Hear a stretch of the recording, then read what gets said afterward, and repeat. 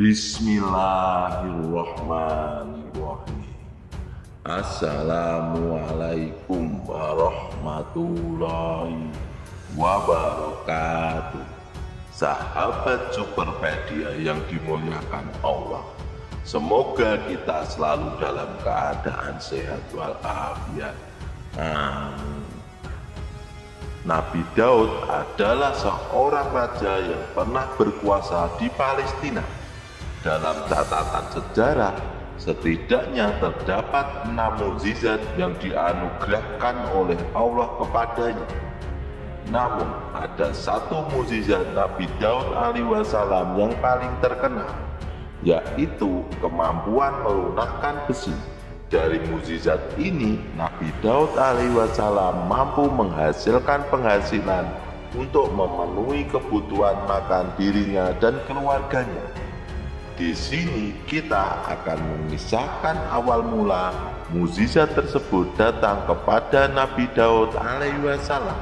Dalam kisah kali ini kita akan menceritakan bagaimana Raja Daud mendapatkan mukjizat melunakkan besi.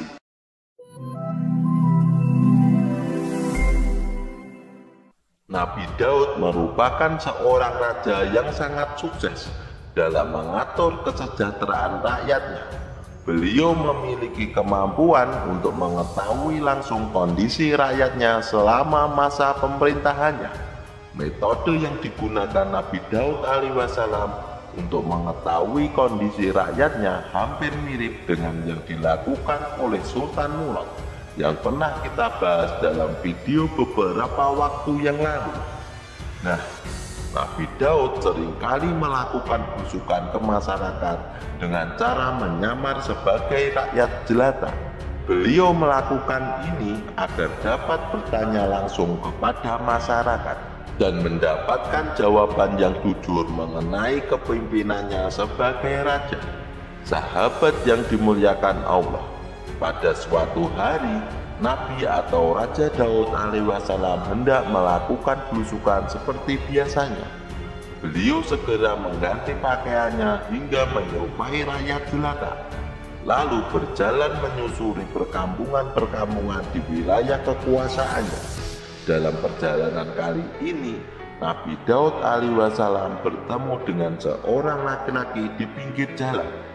Dalam penyamarannya, Nabi Daud alaihissalam mendekati pria tersebut dan bermaksud menanyakan pendapatnya tentang raja mereka. Nabi Daud pun bertanya, "Wahai Tuan, bagaimana pendapatmu tentang Raja Daud? Apakah ia baik sebagai seorang pemimpin?" Pria tersebut memberikan 2 tanggapan, pujian sekaligus kritikan. Ia berkata, "Raja Daud adalah sebaik-baik pemimpin dan orang yang soleh. Namun sayangnya, selama kepemimpinannya, Raja Daud dan keluarganya masih makan dari uang kas negara." Mendengar perkataan itu, Raja Daud yang sedang menyamar terkejut. Beliau sempat terdiam dan berpikir, ternyata benar juga yang dikatakan pria ini. Selama ini untuk memenuhi kebutuhan keluargaku, aku masih menggunakan uang dari Baitul Mal. Pria yang berbicara dengan Nabi Daud itu sebenarnya adalah malaikat yang diutus oleh Allah.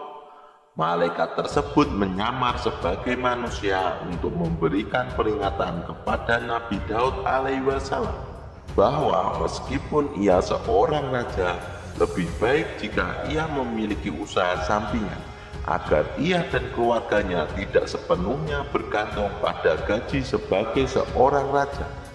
Sahabat seiman, kemudian Allah Subhanahu wa Ta'ala mengutus malaikat Jibril kepada Nabi Daud untuk mengajarkannya melunakkan besi, sehingga Nabi Daud dapat membuat pedang dan baju besi.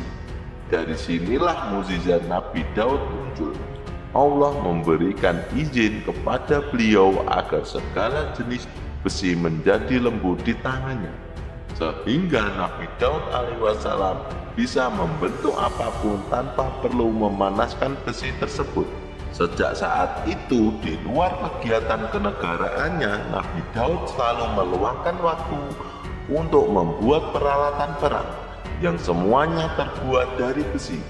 Nabi Daud alaihissalam membuatnya sendiri menggunakan kedua tangannya, dan yang lebih hebatnya lagi, ia bisa melakukannya jauh lebih cepat dibandingkan pandai besi manapun di dunia. Hasil karya Nabi Daud alaihissalam sangatlah istimewa, dengan nilai seni yang tinggi. Bagaimana tidak? Biasanya baju besi yang dibuat oleh pandai besi di negeri tersebut menggunakan paku untuk menyatukan bagian-bagian baju besi. Namun ketika digunakan paku tersebut seringkali menusuk pakaiannya, membuatnya tidak nyaman dan sulit bergerak. Sementara itu baju besi buatan Nabi Daud alaihissalam berbeda. Beliau tidak menggunakan paku, melainkan membentuk baju besi yang mengikuti lengkungan tubuh manusia. Karena itu banyak orang yang memesan baju besi dan pedang dari Nabi Daud alaihissalam, karena kualitas dan keindahan produknya tidak bisa dibandingkan dengan hasil karya militer manapun. Dalam sebuah riwayat, produk militer yang dibuat oleh Nabi Daud dijual dengan harga 6.000 dirham. Dari hasil itulah Nabi Daud mencukupi kebutuhan nafkah bagi dirinya dan keluarganya. Pesan dari kisah ini adalah, jika ingin menjadi seorang pemimpin sejati, pemimpin yang menjadikan kepemimpinannya sebagai ladang amal akhirat, janganlah berharap hidup dari kas negara. Jangan hanya bergantung pada gaji. Berusahalah untuk mencari usaha sampingan yang lebih halal dan ciptakan pasif income di luar penghasilan dari jabatan. Jangan menggunakan jabatan untuk kehidupan sehari-hari, apalagi demi memperkaya diri dan keluarga. Lalu mengapa saat ini banyak pejabat negara yang tak berwibawa seperti pada pemimpin zaman dahulu? Dahulu orang yang menjadi pemimpin benar-benar mewakafkan dirinya sebagai pelayan negara, sesuai dengan hadis Nabi Muhammad SAW. Sebaik-baiknya pemimpin adalah pelayan bagi kaumnya. Lihatlah kisah Abu Bakar As-Siddiq. Di akhir jabatannya, beliau hanya meninggalkan sehelai selimut tebal yang kasar dan lusuh, serta beberapa koin dirham yang cukup untuk membeli sepotong roti, meskipun kas negara yang ditinggalkannya berlimpah. Begitu pula dengan Umar bin Khattab, yang hampir tidak meninggalkan harta apapun. Bahkan beliau tak mampu membelikan anaknya baju baru di hari Lebaran. Meski kas negara di masa kepemimpinannya juga melimpah, namun di zaman sekarang ini, motivasi banyak orang menjadi pemimpin seringkali hanya demi meraih keuntungan bisnis, menikmati fasilitas negara, dan melakukan korupsi atas nama kepentingan rakyat dan orang banyak. Semoga kisah Nabi Daud alaihissalam dan pemimpin para sahabat Nabi dapat menjadi teladan bagi kita semua. Islam mengajarkan bahwa pemimpin yang adil akan mendapatkan kedudukan tinggi di sisi Allah, dan mereka termasuk golongan orang-orang yang mendapatkan naungan Allah pada hari kiamat.